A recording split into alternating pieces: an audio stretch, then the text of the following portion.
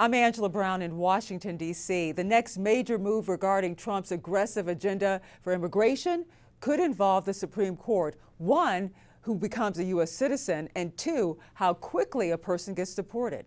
The Supreme Court could help surge or sink President Trump's aggressive immigration agenda. Probably the biggest challenge is the birthright citizenship. Once seen as legally untouchable, is now being questioned by President Donald Trump and even a small number of his Latino supporters. By that logic, then literally anyone, right, can become a citizen. You just make sure if you're pregnant, you give birth, and oh, that's it, I'm a citizen. And it shouldn't be so easy. You know, it's not easy in other places, and this is the best country in the world. If the Supreme Court backs Trump, it could change birthright citizenship and rewrite the immigration rule that anyone born here is automatically a citizen. Then there's the Alien Enemies Act. Trump used this wartime power to fast-track deporting Venezuelans. The court blocked it, likely setting up a legal clash in the U.S. Supreme Court again. They invaded our country. So this isn't, in that sense, this is war. Democrats say both moves go too far, that ending birthright citizenship violates the Constitution, and using a wartime law for deportations strips people of due process. At the same time, ICE is moving through American cities, drawing harsh criticism from Democrats.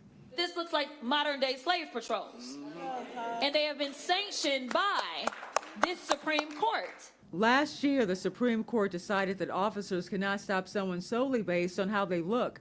But in immigration cases, a person's apparent ethnicity can be a relevant factor when combined with other circumstances, drawing frustration from Democrats who the Trump administration still blames for the immigration crisis.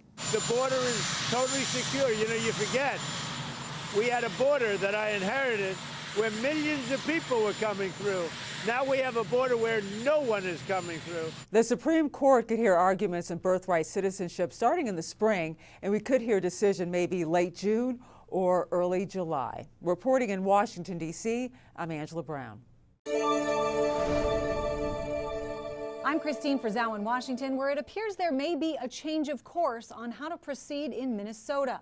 Following the fatal shootings of 2 American citizens by federal agents there, Americans around the country are angry and calling for change. This time, it seems the president is listening. While the anger is still palpable on the streets of Minnesota, the temperature, it seems, has been lowered. I'm calling for unity. I know my husband, the president, had a great call yesterday with the governor and the mayor, and they're working together. President Donald Trump telling Mayor Jacob Frey some federal agents will begin leaving the area, pledging to Governor Tim Walz to do things differently. Do you believe that Alex Freddie's death was justified? Well, you know, we're doing a big investigation. I want to see the investigation. I'm going to be watching over. Border Czar Tom Homan sent to Minnesota to lead the immigration crackdown there. Homan meeting with the mayor and the governor a day after the White House touted his bipartisan credentials. I would remind everyone in this room that it was former President Barack Hussein Obama who awarded a medal to Mr. Homan. Meanwhile, Border Patrol Commander-at-Large Greg Bovino departing.